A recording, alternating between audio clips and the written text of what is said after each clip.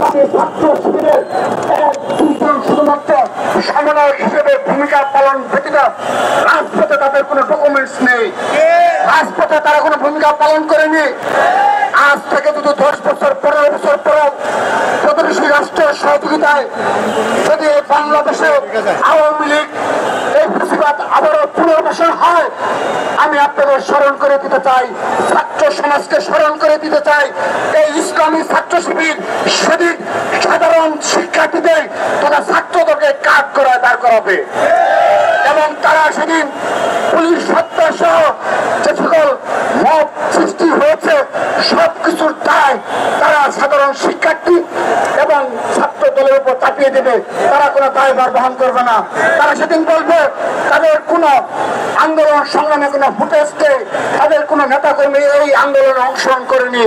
আপনারা জেনে থাকবেন 1971 সালে তারা যে ধরনের ভূমিকা অবতীর্ণ হয়েছে, 1990 সালে এবং পরবর্তীতে 1996 সালে আওয়ামী লীগের সাথে জোট করে তারা যে আন্দোলন করেছে, পরবর্তীতে 2001 সালে 4 দলীয় জোটের উপর ভর করে অনেক অপকর্ম করা হচ্ছে এবং সর্বশেষ যখন তাদের শীর্ষ নেতৃত্বের ফাঁসি দেওয়া হয় তার পরবর্তী বাস্তবতায় বাংলাদেশে তারা খুনি হাসিনা সরকারের সাথে আঘাত করে এই বাংলাদেশের রাজনীতি করেছে।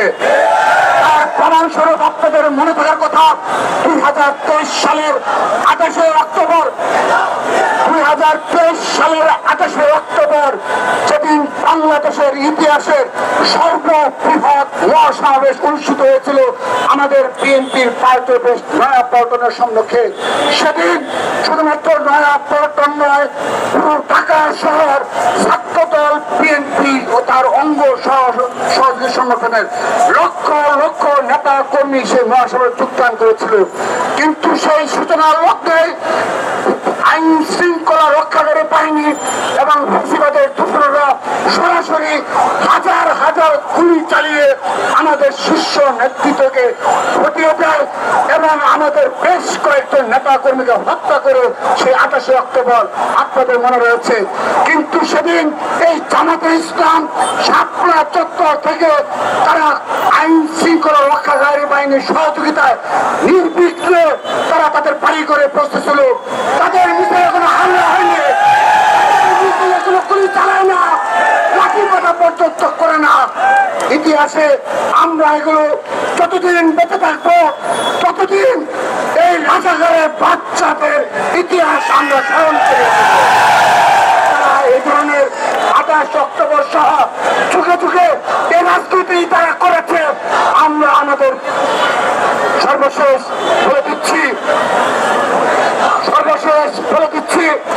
যদি এ ধরনের মতন্ত্র কায়েমের প্রচেষ্টা করা হয়, আইন শৃঙ্খলা পরিস্থিতি উন্নতিকরণ না হয়, তাহলে আমরা সরাসরি এই নির্দলীয় সরকারের বিরুদ্ধে কর্মসূচি ঘোষণা করব। আমরা বিশ্বাস করি তাদের প্রত্যক্ষ এবং পরোক্ষ ইন্ধনে এই গুপ্ত রাজনীতি চলমান রয়েছে।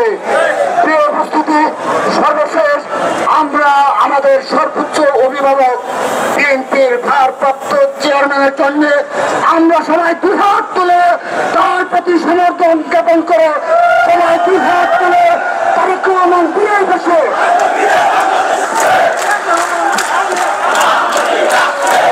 মাটি ডাকছে, তারেক রহমান আসছে। সবাইকে ধন্যবাদ। বাংলাদেশ